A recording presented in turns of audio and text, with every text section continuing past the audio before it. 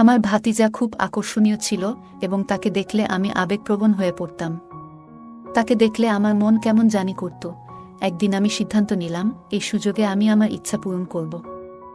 আমার স্বামী কয়েকদিনের জন্য শহরের বাইরে চলে গিয়েছিলেন। সেই রাতে আমি আমার ভাতিজার ঘরে গেলাম এবং ধীরে ধীরে তার পাশে শুয়ে পড়লাম। যখন রাত গভীর হয়ে গিয়েছিল, সে আমাকে দেখে অবাক হয়ে জিজ্ঞেস করল, আমি কি চাই? আমার নাম ছিল সোনালী এবং আমি আমার শ্বশুরবাড়িতে স্বামীর সাথে সুখী ছিলাম। কিন্তু অজানা কারণে আমি আমার ভাতিজার প্রতি আকৃষ্ট হয়ে পড়েছিলাম। সে ছিল আকর্ষণীয়, যদিও আমার স্বামী আমাকে কখনো বলেনি যে তার এমন একটি ভাগ্নে আছে। আমাদের বাড়িতে একজন কাজের মেয়ে কাজ করত, আর আমি নিজেও বাড়ির কাজ করতাম। একদিন আমি লক্ষ্য করলাম আমার ভাতিজা আমাদের বাগানে গাছে পানি দিচ্ছে। সে বারবার আমার দিকে তাকাচ্ছিল। আমি তার প্রতিটি পদক্ষেপ লক্ষ্য করছিলাম এবং বুঝতে পারছিলাম যে সে আমার দিকেও আগ্রহী। আমার গল্পগুলো তোমরা শুনো, কিন্তু সাবস্ক্রাইব করো না। দয়া করে গল্পগুলো ভালো লাগলে ভিডিওটি লাইক, শেয়ার এবং চ্যানেলটি সাবস্ক্রাইব করো প্লিজ। আমি ভেবেছিলাম আমার বয়স 25 হলেও আমি এমনভাবে নিজেকে সাজিয়ে রাখতাম যেন আমার বয়স 17 বা 18 মনে হতো। তরুণ বয়সে আমার চেহারা ছিল আকর্ষণীয়, কিন্তু আমি জানতাম আমার ভাতিজা খুব লাজুক। সে কখনো প্রথমে কিছু বলার সাহস করবে না, কারণ আমার স্বামী তাকে সব সময় নিয়ন্ত্রণ করতেন। ছোটখাটো বিষয়েও তাকে সতর্ক করতেন, এটা করো না, ওটা করো না। এই কারণেই সে তাকে ভয় পেত এবং আমার দিকে আগাতে সাহস করত না। কিন্তু আমি জানতাম কেউ না কেউ প্রথম পদক্ষেপ নেবে। আমি বা আমার ভাতিজা, কেউ একজন।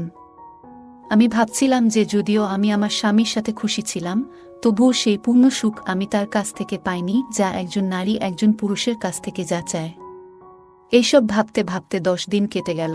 এই 10 দিনের মধ্যে সে আমার হৃদয়ে একটি বিশেষ জায়গা করে নিয়েছিল। তার কথা বলার ধরন ছিল অত্যন্ত সুন্দর। সে খুব মধুর সুরে আমার সাথে কথা বলত। অন্যদিকে আমার স্বামী আমার সাথে সবসময় কঠিন ভাষায় কথা বলতেন, যা আমাকে কষ্ট দিত। তবে আমার ভাতিজা সুনীল আমার সাথে খুব ভদ্রভাবে কথা বলত, আমাকে সম্মান করত। সুনীলের প্রতি আমার মনোযোগ বৃদ্ধি পাচ্ছিল এবং আমি অনুভব করছিলাম যে তার প্রতি আমার আকর্ষণ বাড়ছে। আমি এ বিষয়ে কাউকে বলতে চেয়েছিলাম, কিন্তু জানতাম যে বললে সমস্যার সৃষ্টি হতে পারে। আমি যদি কাউকে বলতাম, তারা আমার সম্পর্কে অপবাদ ছড়াত এবং আমার স্বামীও আমাকে ছেড়ে দিতে পারত। তাই আমি এটি গোপন রেখেছিলাম, কিন্তু আমার হৃদয় তখন আমার ভাতিজার জন্য ব্যাকুল ছিল। একদিন আমি সিদ্ধান্ত নিলাম যে সেই রাত আমি তার সাথে কাটাবো। আমার স্বামী কাজে বাইরে যাচ্ছিলেন আর আমি খাবার তৈরি করে দ্রুত খেয়ে নিলাম। রাত গভীর হলে আমি ধীরে ধীরে তার রুমের দিকে এগোলাম। আমার হৃদস্পন্দন দ্রুত হচ্ছিল, কিন্তু আমি থামিনি। দরজা খুলে ভেতরে ঢুকলাম এবং তার পাশে শুয়ে পড়লাম। আমার হাত তার বুকে রেখে আমি চাদর সরালাম এবং তখনই আমার মাথা ঘুরে গেল। এটা আমার ভাতিজা ছিল না, আমি প্রথমে খুব খুশি ছিলাম, কারণ আমার স্বামী সবসময় আমার যত্ন নিতেন। কিন্তু সেই রাতে সবকিছু বদলে গেল। তার কিছু আচরণ ছিল খারাপ। তিনি মাঝে মাঝে আমার সাথে খুব রুডভাবে কথা বলতেন, যা আমার খারাপ লাগত। আমি পরিবারের একমাত্র মেয়ে ছিলাম যে স্নাতক পর্যন্ত পড়াশোনা করেছে, কারণ আমাদের গ্রামে মেয়েদের বেশি পড়তে দেয়া হতো না। তবে আমার বাবা মা আমাকে স্নাতক পর্যন্ত পড়াতে উৎসাহিত করেছিলেন। আমি আশা করেছিলাম যে যার সাথে আমি বিয়ে করব সে শিক্ষিত হবে, কিন্তু দুর্ভাগ্যবশত আমার স্বামী তেমন শিক্ষিত ছিলেন না। তবে তার ধনসম্পদ দেখে আমার বাবা মা আমাকে তার সাথে বিয়ে দিলেন। আমাদের শ্বশুরবাড়ি ছিল খুব বড় এবং আমার আরামের জন্য আমার স্বামী গ্রামে একটি বড় বাড়ি তৈরি করেছিলেন, যেখানে আমরা থাকতাম। আমি নিজেই সব কাজ করতাম, কিন্তু সময়ের সাথে সাথে আমি ক্লান্ত হয়ে পড়লাম এবং আমার স্বামীর কাছে অনেকবার অভিযোগ করতাম। আমি বলতাম, এত বড় বাড়ির সব কাজ আমি একা করতে পারবো না। আপনি একজন সহকারী নিয়োগ করতে পারেন যে আমার কাজে সাহায্য করবে।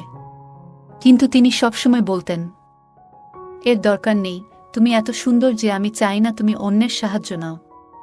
এজন্যই তোমাকে আমার পরিবারের কাছ থেকে দূরে এনেছি। তার এই কথাগুলো মাঝে মাঝে আমার মন খারাপ করত, কিন্তু আমি জানতাম এটাও ছিল ভালোবাসার একটি ধরন। হ্যাঁ, আমার স্বামী আমাকে গভীরভাবে ভালোবাসতেন এবং আমাকে সবসময় কাছে রাখতে চাইতেন। কিন্তু তার কথা বলার ধরন এবং আচরণের কারণে আমি তাকে তেমন ভালোবাসতে পারতাম না। আমি অনেকবার বলেছি যে তিনি তার কথা বলার ধরন পরিবর্তন করা উচিত, কিন্তু তিনি কোনো গুরুত্ব দিতেন না। ছোটবেলা থেকেই তিনি এমন পরিবেশে বড় হয়েছেন যেখানে অর্থ উপার্জনের প্রতি বেশি মনোযোগ দেওয়া হতো। সময় চলে গেল এবং আমি ঘরের কাজ করতে করতে ক্লান্ত হয়ে পড়লাম। আমার স্বাস্থ্যও ভালো ছিল না। অবশেষে তারা আমার জন্য একটি কাজের মেয়েকে নিয়োগ করল। দিনমজুর মহিলার সাথে আমার খুব ভালো সম্পর্ক ছিল, আমরা সারাদিন হাসিঠাট্টা করতাম। তিনি আমার স্বামী আসার আগে তার বাড়িতে চলে যেতেন।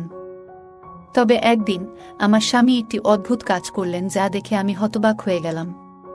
আমাদের বাড়িতে একটি 18 বছরের ছেলেকে নিয়োগ করা হলো, যে বাগানে পানি দিত, ঘর ঝাড়ু দিত এবং বাইরে থেকে জিনিস আনত। আমি অবাক হয়ে গেলাম, কারণ আমার স্বামী সাধারণত কাউকে বাড়িতে রাখতেন না। আমি জানতে চাইলাম কেন এই ছেলে এখানে আছে। কিন্তু আমার স্বামী বললেন, তুমি ক্লান্ত হয়ে পড়ছ, তাই আমি চাই এই ছেলে তোমাকে সাহায্য করুক। আমি অবাক হলাম যখন শুনলাম সেই ছেলেটি আমার স্বামীকে মামাজি বলে ডাকছে। তখন আমি বুঝতে পারলাম তিনি আমার স্বামীর ভাইপো। আমার স্বামী তাকে বাড়ির কাজে নিয়োগ দিয়েছেন। এই পরিস্থিতি দেখে আমি ভাবলাম, আমার স্বামী হয়তো আমার প্রতি সন্দেহ করছেন এবং আমার চরিত্র পরীক্ষা করতে চান। এটি ছিল তার এক বন্ধুর পরিকল্পনা, যিনি তার মতোই অশিক্ষিত ছিলেন। এই চিন্তা আমাকে দুশ্চিন্তায় ফেলে দিল, কিন্তু আমি জানতাম আমাকে বুঝদার হতে হবে। ভয়ে আমার মনটা এক মুহূর্তের জন্য থেমে গিয়েছিল। ভাবলাম এই সন্দেহ আমাদের সংসার ধ্বংস করবে। তবে আমার স্বামীর আচরণ আমাকে বলেছিল যে এটি সেরকম নয়, তিনি কেবল সাহায্য করতে চেয়েছিলেন। 4 দিন ধরে সেই ছেলেটি আমাদের বাড়িতে কাজ করছিল, কিন্তু আমি এখনও তার সাথে দেখা করিনি। 4 দিন পর যখন তাকে দেখলাম, আমি অবাক হয়ে গেলাম। সে খুব সুদর্শন ছিল। এমন সুদর্শন ছেলে আমি আগে দেখিনি। আমি যেন এক মুহূর্তের জন্য মুগ্ধ হয়ে গেলাম, কিন্তু আমার স্বামী আমার কাঁধে হাত রেখে আমাকে বাস্তবে ফিরিয়ে আনলেন।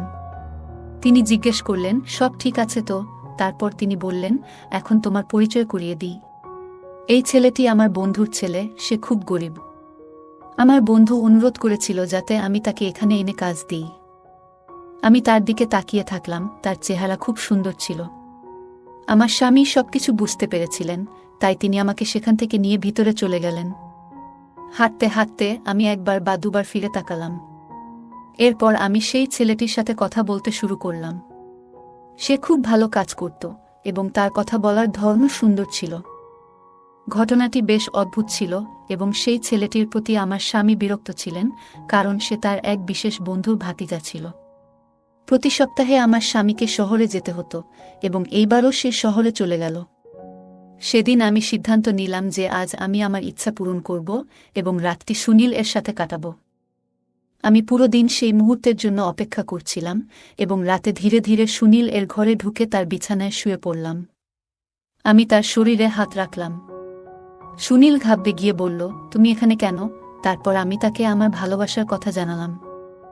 আমরা সেই রাতে একসাথে অনেক সময় কাটালাম এবং মনে হলো সত্যিকারের সুখ পেলাম।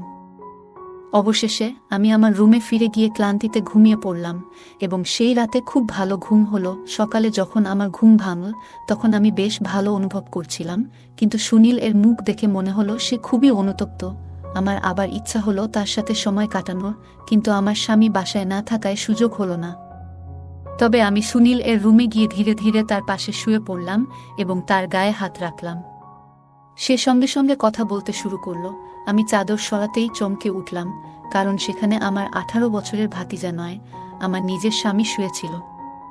আমার চোখ বিস্ময়ে বড় হয়ে গেল এবং আমি ভয়ে কেঁপে উঠলাম। স্বামী রেগে গিয়ে আমার মুখে চড় মেরে বলল, তুমি কি ভেবেছিলে তুমি এটা করতে পারবে আর আমি জানব না? সুনীল আমাকে সব বলেছে গত রাতে। তিনি আরও বললেন, আমি অনেক দিন ধরে তোমার চালচলন লক্ষ্য করছিলাম।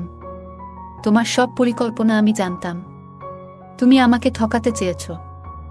আমি এই কথা শুনে ভীষণ কষ্ট পেলাম এবং ভয়ে মরে যেতে চাইলাম, কিন্তু এটাকে স্বপ্ন মনে করে উপেক্ষা করেছিলাম। কিন্তু এখন বাস্তবতাটা আমার সামনে দাঁড়িয়েছিল। স্বামীর রাগ এবং দুঃখ তার মুখে স্পষ্ট ছিল এবং তার চোখে হতাশা এবং ক্ষোভ দেখতে পাচ্ছিলাম। তার সেই দৃষ্টিতে আমি কাঁপতে লাগলাম, মাথা ফেটে যাচ্ছিল, শ্বাস নিতে পারছিলাম না। আমার স্বামী বললেন, তুমি তোমার নিজস্ব ফাঁদে পড়েছ, তুমি শিক্ষিত হলেও ভালো মেয়েদের মতো আচরণ করনি। আমি তার হাত থেকে নিজেকে ছাড়িয়ে নিয়ে আমার রুমের দিকে দৌড়ে গেলাম, আর সে আমার পেছন পেছন আসছিল। আমি ভয়ে কাঁপছিলাম, কারণ আমি জানতাম এখন আমার সাথে কি ঘটতে যাচ্ছে। আমার স্বামী আমাকে জীবিত ছেড়ে দেবেন না, এবং এটা আমার প্রাপ্য ছিল। এত ভালো স্বামী থাকা সত্ত্বেও আমি অন্যায় করেছিলাম। শয়তানের ফাঁদে পড়ে রুমে ঢুকে দেখি তিনি কোথাও নেই। ভয়ে আমি সেখানেই থেমে গেলাম, কারণ আমার সামনে মৃত্যুর ভয় ছিল। তিনি বাইরে থেকে জোরে জোরে ডাকতে লাগলেন, তুমি যদি 5 মিনিটের মধ্যে বাইরে না আসো, তাহলে আমি তোমাকে ডিভোর্স দিয়ে দেব। এই কথা শুনে আমার মনে হলো মৃত্যুর চেয়েও খারাপ কিছু। আমি বাইরে এসে তার পায়ে পড়ে বললাম, আমাকে মাফ করে দাও। আজ থেকে আমি এমন কাজ করব না। আমি আমার আবেগের কাছে হেরে গিয়েছিলাম। সে আবার আমার মুখে থাপ্পড় মেরে বলল, তুমি খুবই অসভ্য, তোমার লজ্জা নেই। আজ তোমাকে জীবিত রেখে দেব না। তিনি একটি লাঠি নিয়ে আমাকে মারতে শুরু করলেন।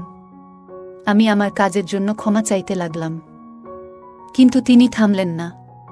তিনি যন্ত্রের মতো মারতে লাগলেন। এই আমার সেই স্বামী, যিনি আগে আমার জন্য জীবন দিতেন।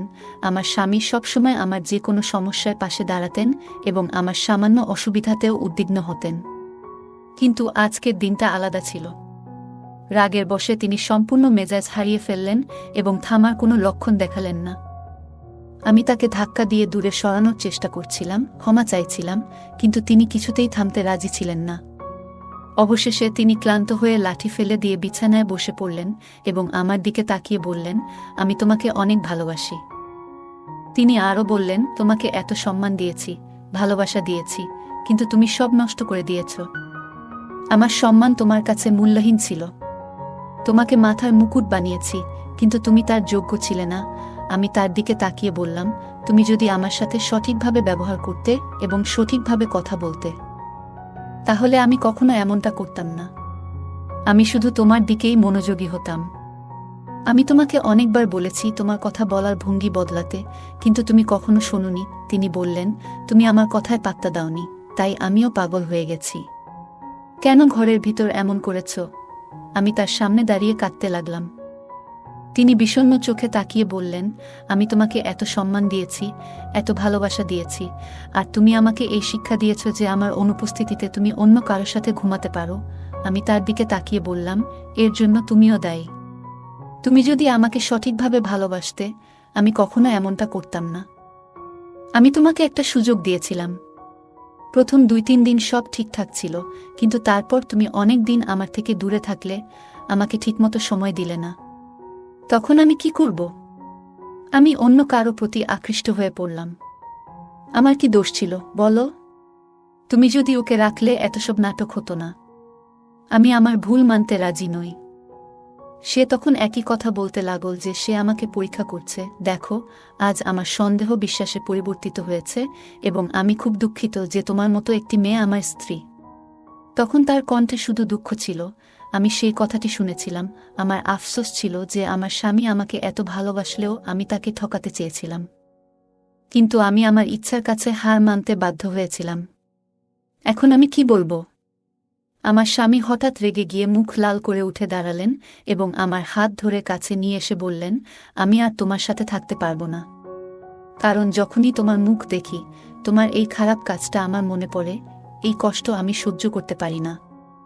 তিনি বললেন, আমি সহ্য করেছি, কিন্তু এখন আর এই কষ্ট সহ্য করতে পারি না। একজন পুরুষের সব কিছু সহ্য করতে পারি না, তাই আজ আমি তোমাকে তালাক দিয়েছি। এই কথা শুনে আমি যেন পাথরের মূর্তির মতো দাঁড়িয়ে রইলাম। 3 দিন আগে আমার জীবন সুখে পরিপূর্ণ ছিল। আজ আমি সম্পূর্ণ অসহায় হয়ে মাটিতে পড়ে গিয়েছিলাম। আমার স্বামী আমাকে এমন জোরে ধাক্কা দিয়ে মাটিতে ফেলে দিয়েছিল যেভাবে আমি প্রতিদিন নিজেকে তুলে দাঁড়াতাম। যদিও এটি আমার জন্য একেবারেই ঠিক ছিল না, কারণ আমি অন্য কারো প্রতি আকৃষ্ট হয়ে পড়েছিলাম। আমার স্বামীর অনুপস্থিতিতে আমি এসব করছিলাম। কিন্তু এখন আমার কান্নার কারণ হয়ে দাঁড়িয়েছে আমার চরিত্রের দাগ। আমি উঠে আমার জিনিসপত্র গুছিয়ে মায়ের বাড়িতে চলে এলাম, কিন্তু সেখানেও শান্তি পাইনি। আমার স্বামী আমার পরিবারের সবাইকে সব জানিয়ে দিয়েছিল, যার ফলে আমার মা, ভাই এবং ফুফু সবাই আমার সাথে খারাপ ব্যবহার করতে শুরু করল। একসময় আমি আমার স্বামীর ঘরের রানী ছিলাম, কিন্তু আজ আমার একটি ভুল আমার জীবনকে নষ্ট করে দিয়েছে। যারা আমাকে একসময় সম্মানের চোখে দেখত, তারা এখন ঘৃণার চোখে দেখে। আমি এতটাই লজ্জিত যে নিজের নামও মনে করতে পারছি না। মনে হচ্ছিল এখন আমার বেঁচে থাকার কোনো অধিকার নেই। বারবার সেই ছেলেটির কথা ভাবতে লাগলাম, যে আমাদের বাড়িতে না এলে হয়তো এই ভুলটা কখনোই ঘটত না। এখন আমি আমার বাবা মায়ের বাড়িতে কাজের মেয়ের মতো জীবন কাটাচ্ছি, কিন্তু আজও আমার ইচ্ছা আমাকে এভাবে বাঁচতে বাধ্য করেছে। মেয়েদের বিয়ের পর শ্বশুরবাড়ির লোকদের সম্মান করা তাদের কর্তব্য হয়ে দাঁড়ায়, কিন্তু একই মেয়ে যখন তার স্বামীর সম্মান নষ্ট করে, তখন সে সেই ঘরের জন্য অভিশাপ হয়ে দাঁড়ায়। তাই বিবাহিত মেয়েদের সবসময় তাদের স্বামীর সম্মান রক্ষা করা উচিত, কারণ বিয়ের পর তারা সম্পূর্ণ অপরিচিত পরিবেশে চলে আসে। গল্পটা কেমন লাগলো জানাতে ভুলবে না। আরও মজার মজার রোমান্টিক গল্প শুনতে চাইলে ভিডিওটি লাইক, শেয়ার এবং চ্যানেলটি সাবস্ক্রাইব করতে এবং বেল আইকনটি টিপতে ভুলবে না। ধন্যবাদ।